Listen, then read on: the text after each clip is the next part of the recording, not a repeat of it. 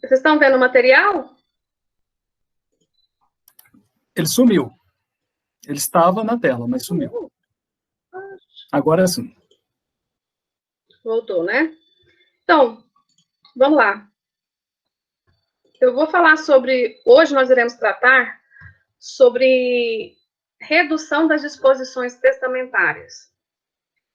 Por que o legislador se preocupou em trazer esse tópico da redução das disposições testamentárias? Para que o testamento que ultrapasse aquele valor que é reservado da legítima, que é os 50%, né, previsto para os herdeiros necessários, então, para que não fosse necessário contrariar, né, vamos dizer assim, contrariar o que o testador deixou, né,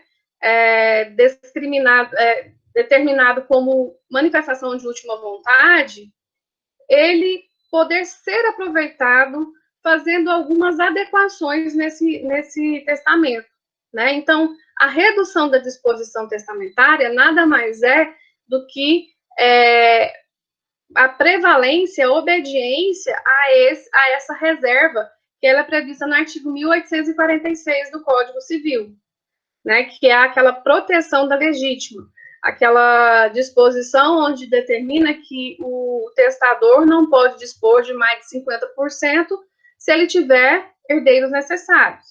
Então, se ele tiver herdeiros necessários e se porventura houver ultrapassar, né, esses 50%, não é necessário invalidar o testamento, se obviamente tiver como haver essa adequação.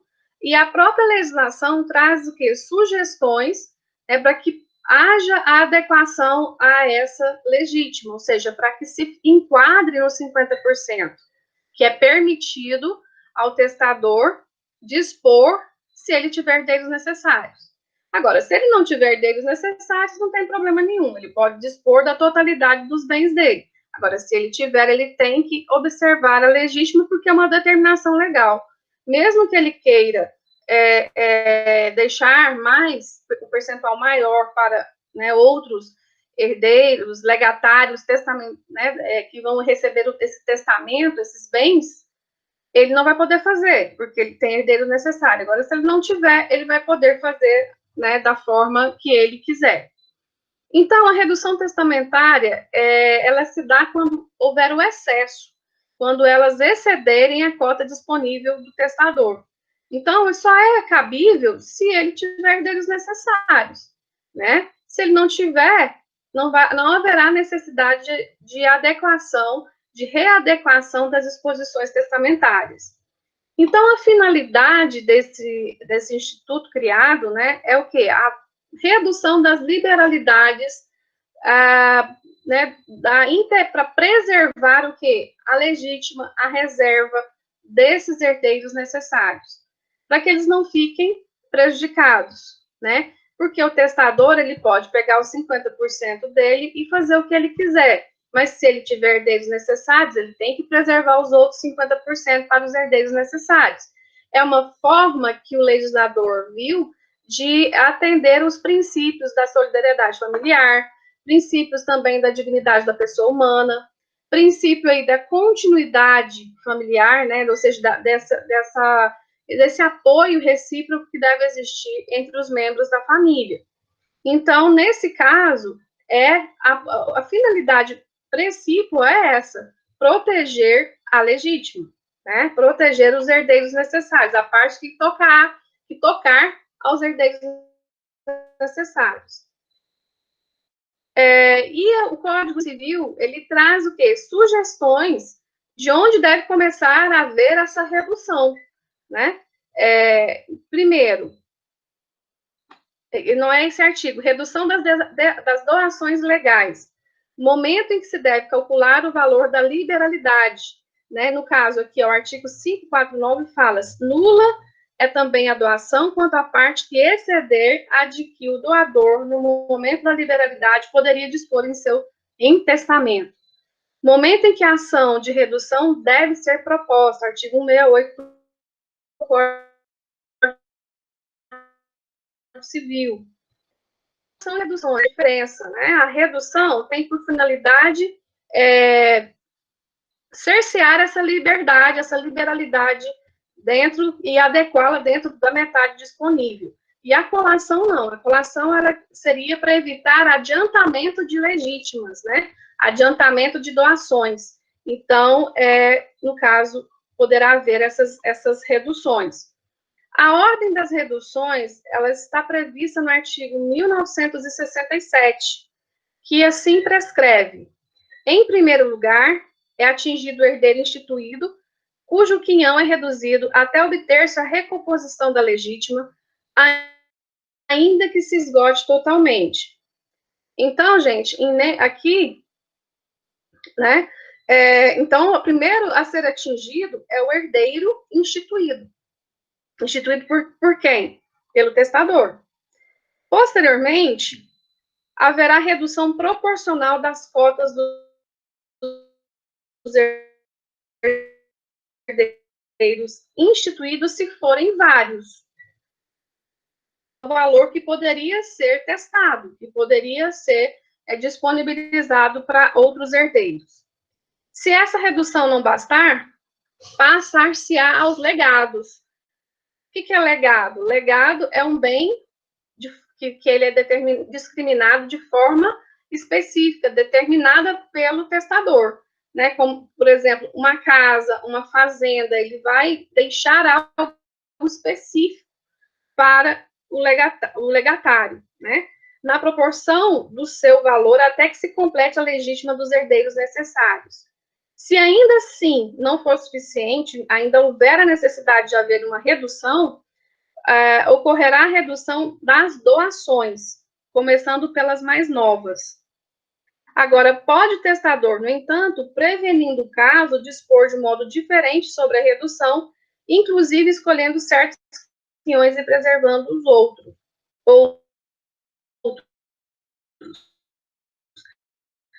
De haver uma redução que ele tem ultrapassado, ele mesmo, no próprio testamento, propor uma forma diversa do que está estabelecido no artigo 1967, né? Para que possa ali diminuir as partes dos herdeiros, né, dos legatários, da forma descrita pelo testador.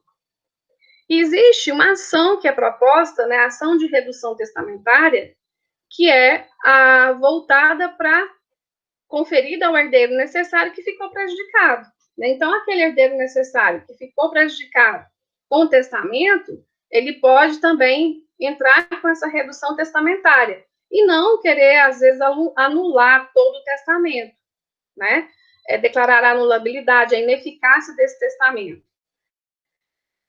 Então, ele pode ser promovido. Quem tem legitimidade para propor essa ação de redução primeiro, é o herdeiro necessário, que foi lesado, que foi prejudicado, por seus sucessores ou credores, ou ainda pelos cessionários de seus direitos. Né? Então, essas três pessoas são as pessoas legitimadas para propor a ação de redução testamentária. Deixa eu pôr aqui. A revogação do testamento.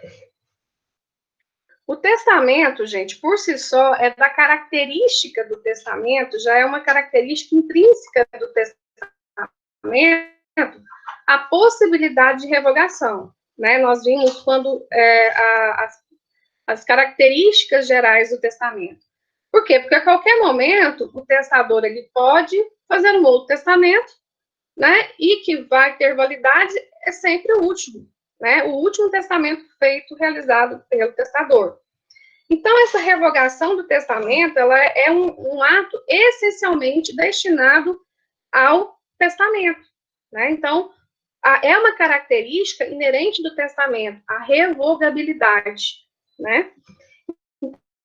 Então, nula a cláusula penal que declara irrevogável, né, essa liberalidade do testador, porque essa liberalidade é uma questão de ordem pública, né? Então, não há que se falar em uma cláusula específica proibindo isso, né, a revogação do testamento. Por quê? Porque a revogação do testamento é uma característica que é inerente ao testamento. Eu posso, né, como testador, eu posso revogar a qualquer momento, salvo porque no testamento eu posso incluir questões patrimoniais e extrapatrimoniais. As extrapatrimoniais, como, por exemplo, o reconhecimento de um filho, mesmo o testamento sendo invalidado, não há que se falar em irrevogabilidade no que tange ao reconhecimento de filhos, né, de acordo com o artigo 1609, inciso 3. Por quê? Porque ali é uma questão não é uma questão patrimonial, né? É uma questão extrapatrimonial. E o reconhecimento da paternidade, ela é declarada, né? Ela é declarada, não como a mãe, né? A maternidade, ela é diferente da maternidade. A paternidade, o indivíduo, ele, às vezes, ele não quer reconhecer seu filho quando nasce, depois ele pode ir no cartório e falar, olha, eu vim aqui reconhecer meu filho, tal, né? Então, ele pode fazer isso. A paternidade tem essa característica. E a revogação, ela pode se dar de forma total ou parcial, né? Então, a total, quando retira a inteira eficácia do testamento, no que tange a questões patrimoniais, e quando atinge somente algumas cláusulas, permanecendo as demais, né? Intocada as demais cláusulas testamentárias. E ele, quanto à forma, ela pode ser expressa, né? Que resulta na declaração inequívoca do testador manifestada em um outro testamento. Então, no outro testamento, ele vai testar de forma diversa. Então, induz que aquele primeiro testamento foi o quê? Revogado, né, daquele testamento anterior. Tácita. Quando o testador não declara que revoga o testamento anterior, mas a incompatibilidade entre as disposições previstas no anterior e o último feito pelo testador. Por exemplo, uma pessoa, uma pessoa, ele deixa uma casa para A, no testamento X. Aí ele faz um novo testamento Y e ele deixa a mesma casa para B. Ou seja, tacitamente, a partir do momento em que ele disponibilizou o mesmo bem para uma outra pessoa, houve revogação tácita daquele testamento anterior. Porque o que vai valer é a manifestação de última vontade, o último testamento realizado pelo testador. E isso, então, é tácita, né? Essa característica dessa forma de testar. E presumida sempre quando a lei determina, né? A lei prevê no artigo 1973 a 1975, né? Quando detecta o quê? Herdeiro sucessível. Às vezes, no momento em que o testador se disponibilizou a fazer o testamento, ele não tinha conhecimento da existência de um filho, né? Então, um herdeiro sucessível. Então, nesse caso, no caso, é a revogação presumida, ou seja, prevista em lei. Bom, o testamento, outra característica do testamento. O testamento, vocês estão lembrados daquele efeito destinatório de lei, né? Que uma lei, ela não se torna vigente porque outra lei que entrou no seu lugar foi declarada inconstitucional, ela não retroage, ela não volta por si só, deve haver o quê? Uma manifestação expressa nesse sentido com a nova lei, né?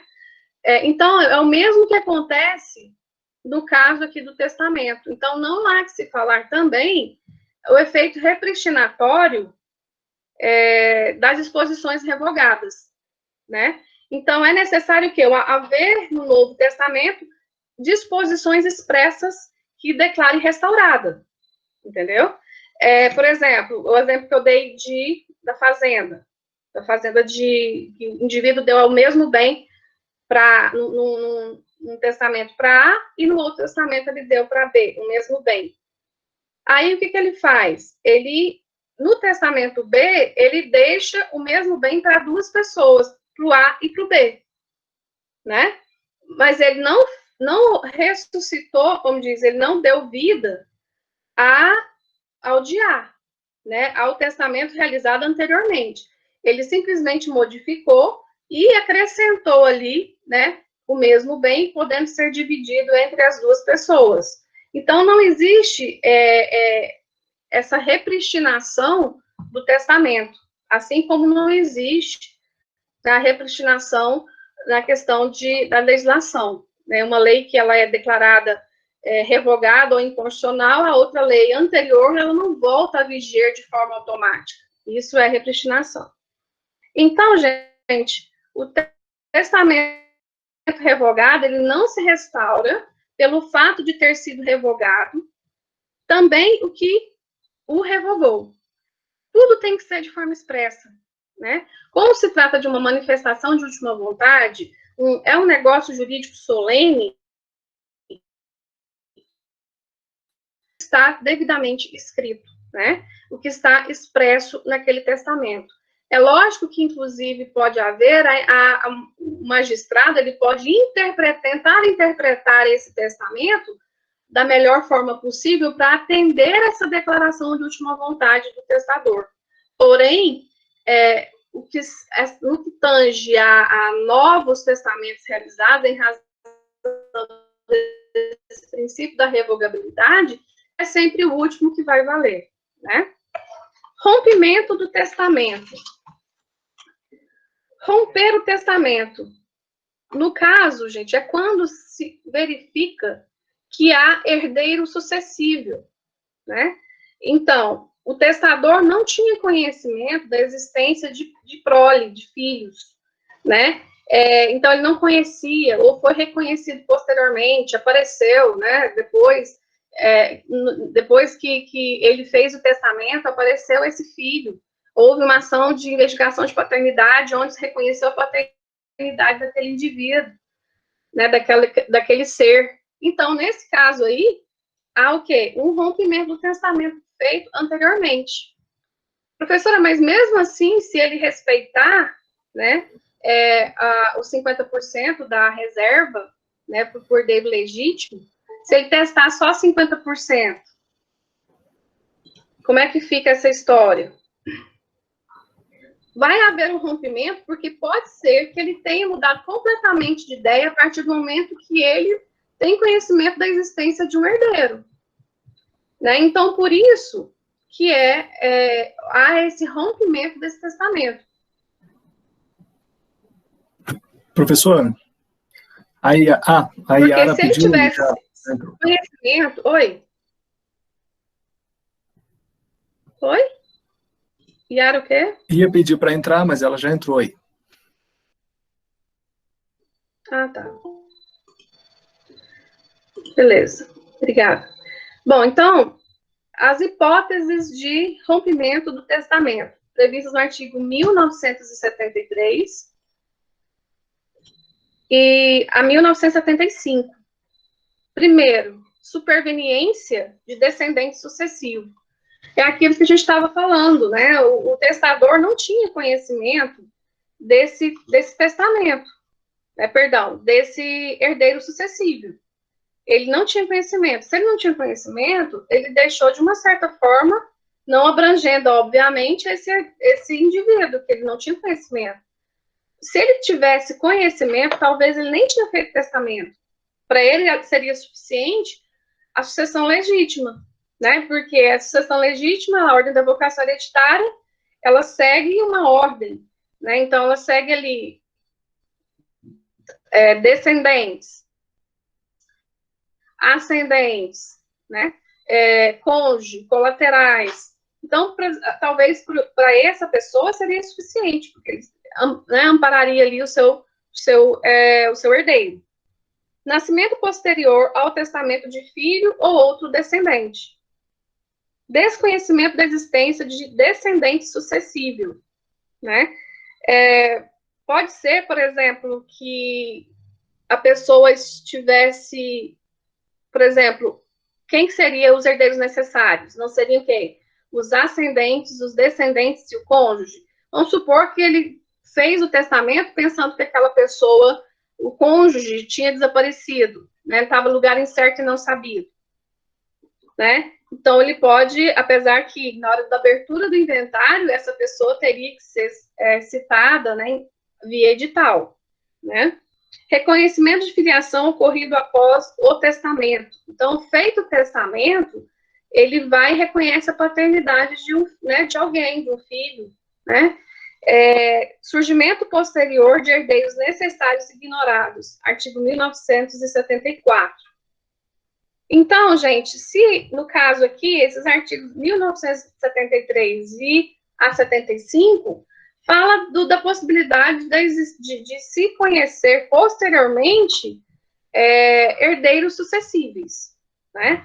Seja através de ação de investigação de paternidade, seja, às vezes, não tinha conhecimento da existência, né, de um herdeiro sucessível, considerado ali herdeiro necessário, né? Então, gente, o testamento, essa redução testamentária, ela é necessária para que haja uma adequação, né, haja uma readequação, a melhor palavra dizendo, da disposição testamentária para que não seja necessário invalidar aquele testamento, né? Então, para que não seja necessário invalidar esse testamento. Já o rompimento desse testamento é quando se descobre que existe herdeiros o quê? Sucessíveis, né? Se existe herdeiros sucessíveis, pode ser que o testador queira dispor de forma diversa, de forma diferente. Se ele quiser continuar com o mesmo testamento, mesmo descobrindo, né, a existência de herdeiros sucessíveis, ele pode fazer observando ali a reserva, né? A reserva, ou seja, os 50% que ele tem que preservar para os herdeiros necessários. Agora nós vamos conhecer um pouco sobre a figura do testamenteiro. O testamenteiro, ele é aquela pessoa que ele vai cumprir o testamento. Então, ele vai dar cumprimento, ele vai ser o executor, né, desse testamento, ele vai executar esse testamento.